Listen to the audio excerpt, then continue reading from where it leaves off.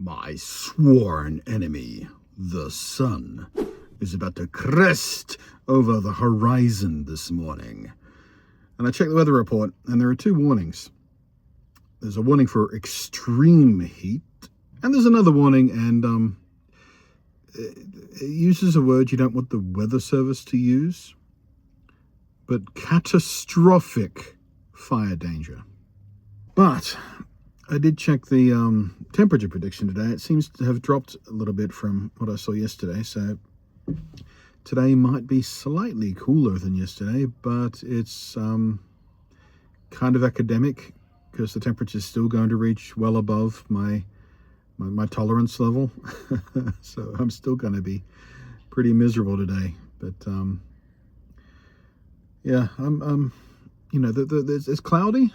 And I'm hoping the clouds maintain most of the day, so there's a reduced amount of direct sunlight searing down.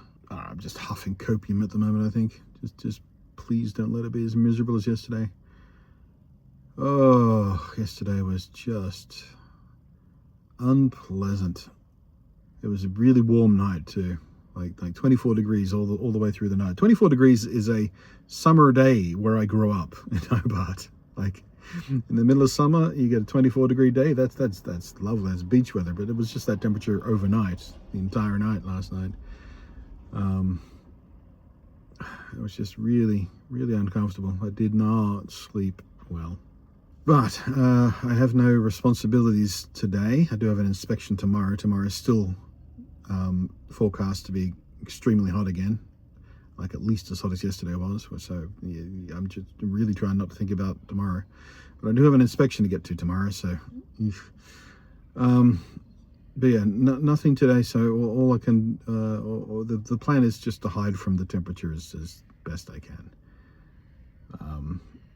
And I don't think I'll do what I did yesterday. I parked in the shade all day and just collapsed in the back in a miserable puddle of misery. Come on, Blunty, you're better at words than that. I haven't had my coffee yet. Yeah, today I'm going to bounce around shopping centers and just drive for a bit for no particular reason other than to have the air conditioning running in the van, in little spits and spurts. Also, it's Thursday, which means a new episode of the Fallout Season 2 will be available. So I'm going to have my breakfast, then pop round to that shopping center to siphon off their Wi-Fi so I can download that to the tablet. Must remember to have the tablet plugged in while I'm driving around this morning doing that stuff to give it a little more juice, so I can continue watching Voyager in the back of the van or something throughout the day. Because that's basically what I did yesterday when I was just lying around there in the sweating back there. I was just draining the last 35% of the tablet's battery watching Voyager episodes. Fortunately, like I mentioned in the review of the Galaxy Tab A11 Plus, the media playback is actually really efficient. So that 35% battery of Voyager episodes I had loaded locally onto the SD card on the tablet.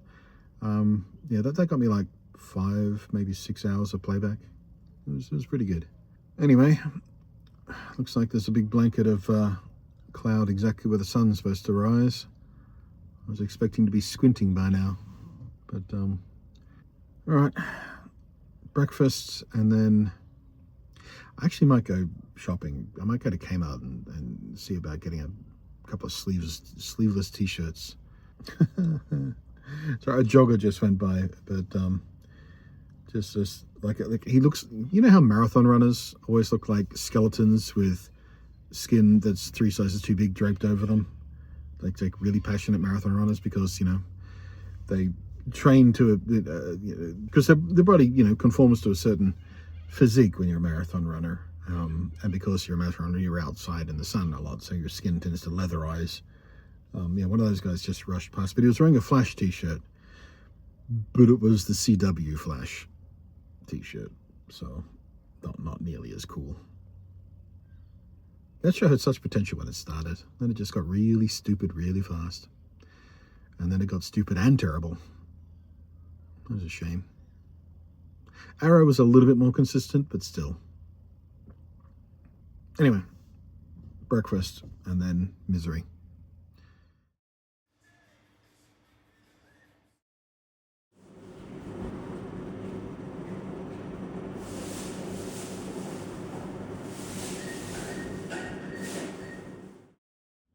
Okay, so far it's not so bad. It's pretty warm out there, and I wouldn't want to go walking in it. But yeah, so far I've bounced around from McDonald's to shopping centre. Went into Kmart and bought a much lighter weight pair of shorts to sleep in, because the ones I'm sleeping in now are reasonably heavy, and also bought a sleeveless t-shirt. Then laundromat, so I could do my laundry and wash the new shorts and shirt that I got. Laundromat doesn't have spectacular air conditioning, but it has something, so that was an hour of relative cool there. Then off to the supermarket to get some fridge cold drinks from my new insulated flask to help keep me cool during the day. Also bought a bottle of the store brand peach iced tea. You know that Lipton iced tea I got yesterday? There's a store brand version of that, which I got, and it's not good. I think I'll just spend the extra on the Lipton stuff, because the store brand one is very weak. Barely tastes of tea or peach, but it'll do for hydrating me, you know. It was about a third the price of the Lipton one, so I wasn't expecting much from it, but yeah, quite disappointing. Specifically the Woolworths store brand one. Peach iced tea, low in calories. No artificial sweeteners, blah, blah, blah. It's only a 2-star health rating. Jesus. How do you get such a bad health rating out of tea? What are you putting in this? Water, sugar. Wait. No. Oh, I'm an idiot. I thought I got sugar free. It said no artificial sweeteners, but there's a bunch of sugar in here. That's why it has such a low health rating. Yeah. Okay. Water, sugar, reconstituted tea from extract. If you didn't know, ingredients lists are generally ordered by quantity. So the stuff at the top of the list, stuff first, is the stuff it has most of. So it's mostly water, doi, it's tea, sugar, then it's got more sugar in it than tea. Acidity regulator, reconstructed peach juice, reconstituted peach juice, 0.1%. No wonder it doesn't taste of bloody peach. It's technically peach flavored iced tea because 0.1% of it is reconstituted peach juice. Screw you, Woolworths. You shitty company.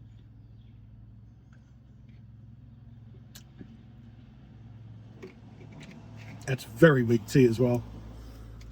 But again, hydration, so whatever. Point is, I've been bobbing around places with air conditioning and running the air conditioning in the van, of course. And I'm going between those places, and I've stayed relatively cool so far. And now I have found a shady spot. Not quiet, but that lawnmower's not going to be lawn mowing all day, presumably. Poor guy looks bored out of his brain. It's just... Anyway, I've parked in a spot that I know stays pretty well shaded throughout the day. I'm going to crawl on the back there. Probably leave the door cracked for a bit of a breeze, I think. There's not much of a breeze right now, but... Yeah. So I've got the new episode of the Fallout TV show. While I was at the shopping centre, I was high-feeding off their Wi-Fi this morning, waiting for the shops to open. I also downloaded 2 or 3 episodes of the late seasons of the Grand Tour. I've been craving some classic Top Gear recently, and unfortunately that's not one of the shows that I put on my little SSD media drives. It's on my NAS, but my NAS is packed away, inaccessible, and I need a proper network to attach the NAS to access the files properly, and none of that happens. But so I can't get my Top Gear fix, but I can pull down some Grand Tour episodes from the Amazon Prime Video app, so that'll have to do.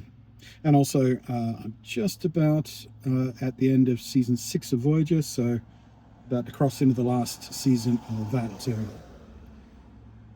So yeah, that's the plan. I'll catch up with you in a whole big fistful of hours probably, and we'll see how I fared today. Oh, geez. My skin's quite hot. Am I flushed? Yeah, a little bit shiny. I don't feel it, and that's a problem. That's autistic heat regulation, sensory processing, internal sensory processing not working properly. Oh yeah. Yeah. I'm shiny with sweat, but I don't feel hot. I've got to keep an eye on that. I could get in.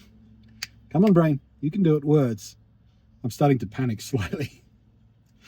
Because I don't know whether you've ever had heat exhaustion, but it's deeply unpleasant.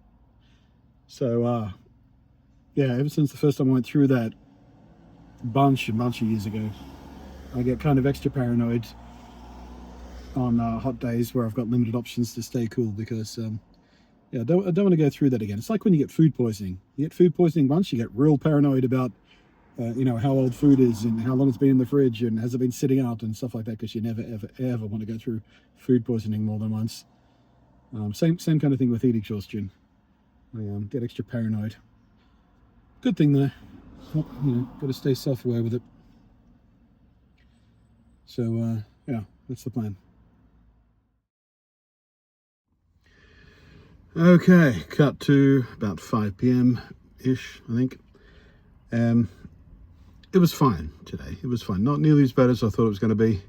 It remained reasonably overcast, and over the last hour or two, there's even been a bit of a breeze pushing some air around, which helped keep it reasonably tolerable. I did spend the last fistful of hours in the back of the van there, just sitting in the dark. It wasn't what you'd call comfortable, but not nearly as miserable as yesterday. And I very much enjoyed watching a few specials from the Grand Tour and an episode of Voyager. Very relaxing, all things considered. Could have been a lot worse, and indeed tomorrow will be a lot worse, because tomorrow is still forecast to be just astonishingly hot. And I have a inspection late in the afternoon where it's going to be just yeah, not great, but needs must. There was a new place listed on the real estate. No inspection time set for that yet, but I have sent in an inquiry about it, so I'll be notified as soon as I do set one. So yeah, relatively uneventful day. Oh, something I should have just before we sign off, a little reminder about some of my personal experience. Someone on yesterday's vlog mentioned, because you know, yesterday was an incredibly hot day, and you know, footage of me red-faced and dripping with sweat and barely able to communicate.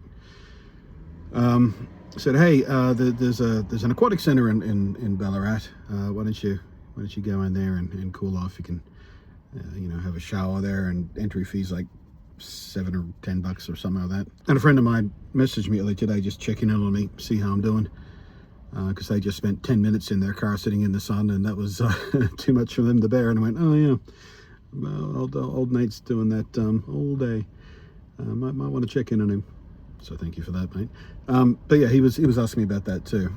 And here's the thing about things like public swimming pools and stuff like that. It is a sensory nightmare if you happen to be autistic and happen to have auditory and olfactory sensitivities, as I do. Tying to that, just sort of general social anxiety in crowds, you know, tippled over by the autism stuff. So yeah, going to places like that, especially on hot days where they're going to be in high demand, they're not a safe public space for me as far as my mental health goes. The catastrophic noise of those places, and because, you know, everything's, you know, tile and stuff, so you can hose it down because it's an aquatic center, you know, got to have surfaces that don't absorb water and grow mold. So sound tends to bounce around in them really quite dramatically. People take their kids there and screeching kids, and the smells of the chlorine and other chemicals used in the places, and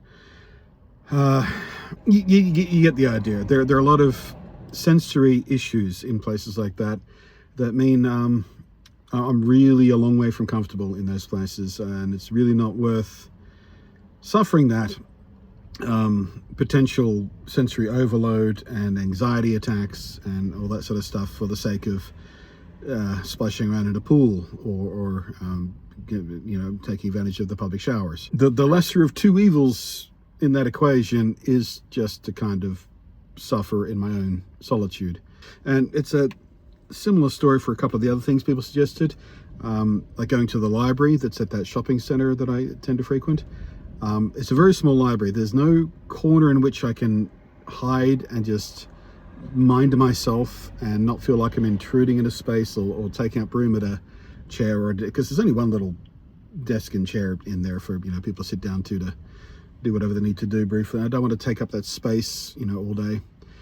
And yeah, it's too small of a library to find a little quiet corner for me to hide and stay out of the way of people and stay out of notice and not feel like I'm intruding in the space or taking up room,